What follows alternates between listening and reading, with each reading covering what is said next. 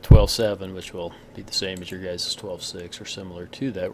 We're looking at the payback method, but it's also going to show us some of the limitations in the payback method. So let's take a look for 7. It says this. It says, suppose you have an investment of 40 grand and the following cash flows for the two alternatives. So I went ahead and set that up. I get X and Y. Here's my cash flows for each of those, okay, because you guys need to do a little calculating. It's not going to be enough just to tell me, okay. I want you to actually show me this stuff. So then I got payback X and payback Y, and I got my $40,000 investment, and I put that as a negative, like we do a lot of times when we're calculating net present values or so those things. And so my formula is simply equal to, right? This is equal to my minus 40 grand, but plus my $6,000. Okay.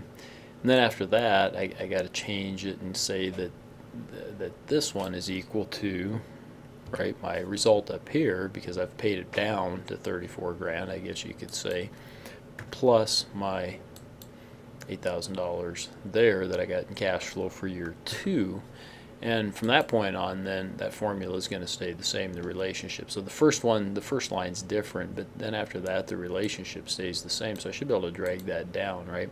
So what this tells me is that, I got a $40,000 investment. In the first year, I've paid back 6 grand of that. Second year, another 8 grand of that. And then in the third year, another 9,000 of that. Okay, still got 17,000 left before I get fully paid back, which I do get in the 4th year. And then in the 5th year, I've actually made 20 grand, and I should be ecstatic about that, right?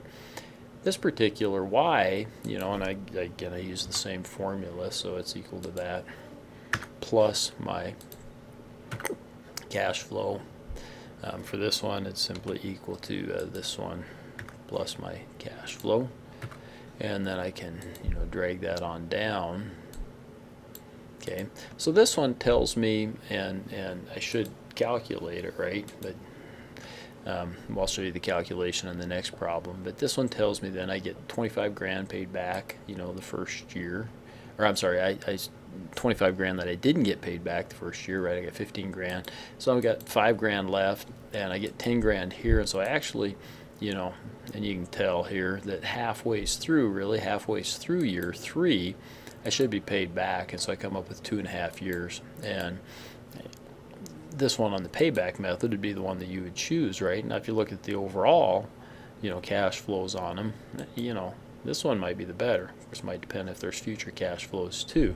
So again, it shows you, payback method's kind of nice to look at. Is a down and dirty, quick thing that we do, and you do look at that. As a banker, we looked at that all the time. As small business people, they looked at that all the time. You're anxious to see how soon you can get your money, your investment back.